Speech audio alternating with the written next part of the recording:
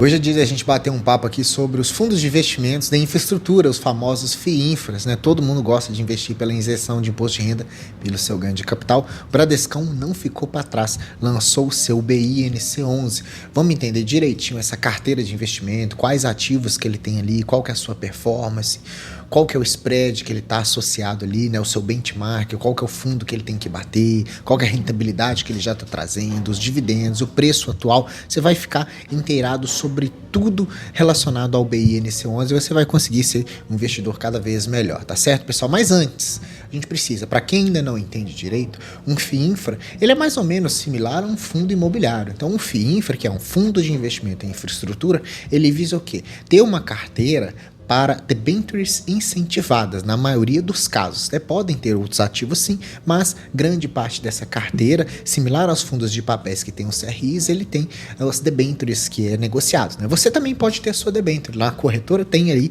para você investir em debêntures separadas, com um prazo longo, você tem que ficar com isso na carteira, a liquidez é ruim, você comprou, não consegue ficar vendendo, é diferente das cotas dos fundos. Então o fundo ele capta o dinheiro do mercado e ele compra essas debêntures incentivadas. Esse nome debêntures incentivadas é porque o governo dá esse incentivo para quem vai investir na infraestrutura do país. Então, a isenção da tributação no ganho de capital da cotação traz muitos investidores, e isso faz a carteira do FIINFRA ter uma rentabilidade muito positiva também com essas debêntures incentivadas. Então muita gente gosta porque, além disso, paga-se dividendos mensais na maioria dos FIINFRAs por aí, tá? Então se você comprou uma cota de 80 e vai vender por 100, você não precisa pagar um imposto de renda similar ao que é nos fundos imobiliários. Aqui no FIINFRA, por ter essas debêntures incentivadas e pela categoria do ativo, você não precisa incorrer nesse pagamento, tá certo? Espero que tenha ficado claro até aqui para a gente conhecer essa carteira. Quando você vai comprar ali uma cota do BINC11, o que você está levando na sua carteira? Você está levando o quê? Um FIINFRA que começou recentemente, tem uma taxa de gestão ok, 0,9, não tem taxa de performance, um ponto positivo, que a sua rentabilidade fica maior, que não precisa pagar mais taxas, né? Ele é para todos os investidores. 3 de outubro de 2024 foi a sua data, nós estamos no final de dezembro de 2024, então 2 meses aí de fundo, e já começou com 478 milhões de reais em patrimônio líquido na sua carteira. O valor geral, mais ou menos, da sua cota visa na casa aí dos R$100, tá? E ele tem a XP como formador de mercado. O ponto interessante é que ele não é um fundo tão agressivo, então ele vai pegar debêntures de empresas boas, mas essas debêntures não têm uma taxa de juros muito elevada, visa mais ou menos o que? CDI 0,5, CDI 1,0.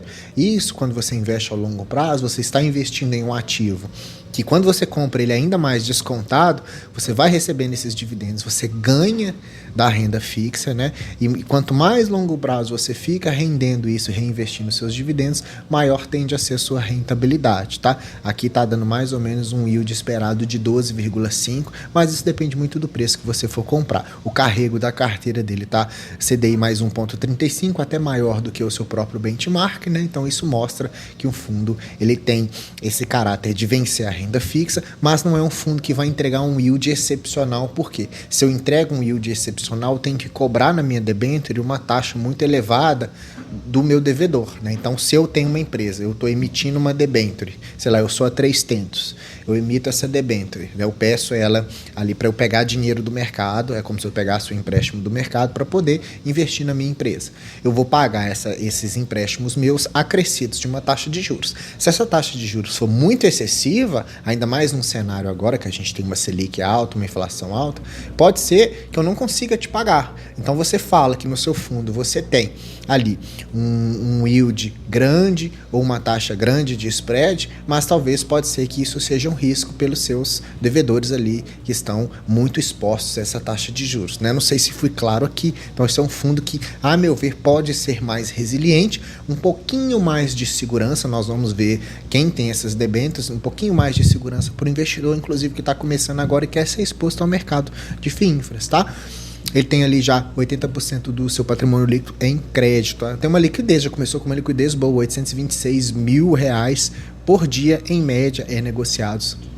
Ali os seus contratos são mais ou menos de 4,2 anos, a duration da sua carteira. Então veja, aqui nós já temos que Esses 2 meses de vida do FIINFRA, em novembro e dezembro, ele pagou 90 centavos e pagou 93 centavos. Média do yield, que varia de acordo com o valor da cota, está dando 11,5, 12,5. Agora, com o mercado mais pessimista para os ativos de renda variável, que um FIINFRA está dentro dessa renda variável, se você compra essa cota mais barata, quando ele te paga o mesmo dividendo, o seu dividend yield costuma ser um pouco maior, né? Ele tem essa característica ali da distribuição. Então, com esses 478 milhões de reais em patrimônio líquido, ele divide essa carteira muito bem segmentada em vários setores de infraestrutura do nosso país. Porque quando se faz uma carteira diversificada, você também incorre em menor risco, tá? De inadimplência devido às empresas que você pega ali essas debêntures. Então, o que ele tem hoje? Hoje ele tem 21% em saneamento, ele tem petróleo e gás 11%, em debêntures nos estruturados, os créditos estruturados 9,6%, telecom 8%, rodovia 10%, mobilidade urbana, agronegócio, locadoras. Então, ele vai diversificando essa carteira, similar ao que a gente faz nos nossos fundos imobiliários, tá? Grande parte da sua carteira tem rating de crédito, ou seja, as empresas que têm os debêntures são empresas boas, porque a gente tem 21% em AA, né? O que o Bradesco, ao meu ver, ele veio buscando? Ele falou assim, eu vou criar um FIINFRA que não seja tão agressivo, porque eu quero algo mais seguro para o meu investidor. Não estou dizendo que pode ter risco, ativos de renda variável realmente, só por ser de renda variável já tem esse risco, mas o que o Bradesco quis dizer com essa carteira, ao meu ver, foi que ele quis criar uma carteira que você consegue investir em um FIINFRA que não seja tão agressivo, que não tome tanta dívida assim para o devedor, porque ele consiga pagar essas debêntures de forma mais tranquila, e com isso você consegue, no longuíssimo prazo, ter uma rentabilidade que sempre vai superando ali a renda fixa, né? Superando o CDI. Então, um ponto interessante. Além de você estar recebendo seus dividendos mensais e também de você, se você quiser se desfazer das suas cotas, com ganho de capital, você não precisa pagar ali os seus 20% de imposto de renda como você precisa pagar para os fundos imobiliários. Então, olhando a carteira dele aqui, a gente percebe que a gente tem ali os grupos emissores bastante resilientes. A gente tem, por exemplo, olha só, que eu conheço das empresas, né? A Enalta, a CCR, a gente tem a Mills, a Tigre, Bemol, a EJA, Cosan, temos a PetroRio, a Três Tentos, a EGE, a Alupar, a EDP. Então, a gente percebe que quando a gente faz esse acompanhamento no mercado de capitais, a gente vê que todas essas empresas são empresas boas, são empresas grandiosas, são empresas aí bilionárias, né, na maioria delas. Então, se eu tenho uma empresa muito boa na minha carteira com essa debênture, eu incorro num menor risco de crédito. Então, esse risco de crédito é se a pessoa paga ou não. Então, aqui, apesar do primeiro, do CAGES ser do setor de saneamento e está com 8% do patrimônio líquido, um pouquinho mais, digamos assim, com um pouco mais de risco talvez, a gente tem que é uma carteira que está ali procurando uma diversificação bastante interessante, né? A gente percebe que são os debêntures de longo prazo, em média 7, 8 anos na maioria delas, e a gente vê ali que tem uns bons ratings mesmo de créditos, né? Só sentir falta aqui do indexador que está associado à empresa ou a essa debênture em si, né? Mas a gente vê aqui que é uma carteira que está ali mais ou menos com essa diversificação bem ok, no meu caso, porque tem empresas excelentes, né? Hoje está sendo negociado R$ 85,68, com uma queda de 13% desde o seu início. Se você gosta da tese de investimento, se faz parte do que você procura, e se você se sentiu confiante em ter esses ativos na sua carteira, de ser de um bom banco, né, do Bradesco, que é um banco enorme, ele tem ativos de investimentos ali na casa de bilhões de bilhões, se você se sentiu confiante nas debêntures que o Bradesco conseguiu comprar, né, que o Fiagro ou conseguiu, com o FIINFRA conseguiu comprar, então você consegue ali comprar essa cota hoje num preço de desconto. Por quê?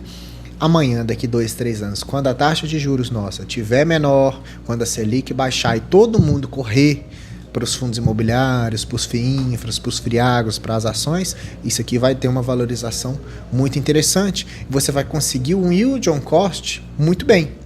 e você vai ter comprado um ativo que é de excelente escolha para a sua carteira de investimentos. Não é sugestão de investimentos, eu nem tenho esse FIINFRA na minha carteira, mas analisando a carteira de crédito, eu percebi esse certo cuidado, pelo menos da gestão do Bradesco, de escolher esses excelentes ativos, né, pessoal? E mais para frente ele ainda já pretende fazer outra emissão em 2025 para captar, para ter uma carteira maior, para pegar outras debêntures melhores, né, por aí, e até no futuro eles pretendem criar aí um FIAGRO do Bradesco específico para também ter mais opções para os investidores. Então, quando você compra uma cota do BINC, você está investindo em um fundo de investimento em infraestruturas, por terem maior parte do seu patrimônio essas debêntures incentivadas, onde incorre na isenção do imposto de renda para o ganho de capital se você se desfizer das suas cotas, além do pagamento de dividendos na casa dos 12%, é isso que se espera. Espera-se também que o fundo venha crescer com novas emissões, com isso ele consegue aumentar um pouquinho a sua carteira de investimento,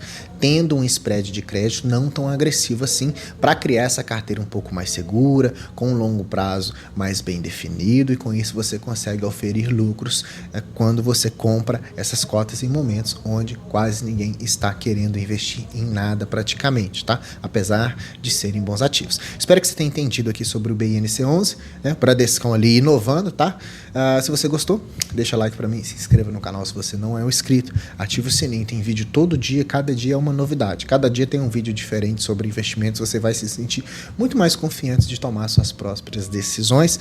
Deixa para mim aqui um comentário, o que você achou desse FIINFRA, se ele é interessante, se você o colocaria na carteira ou se tem outros melhores aí no momento para poder oferir mais lucros, tá?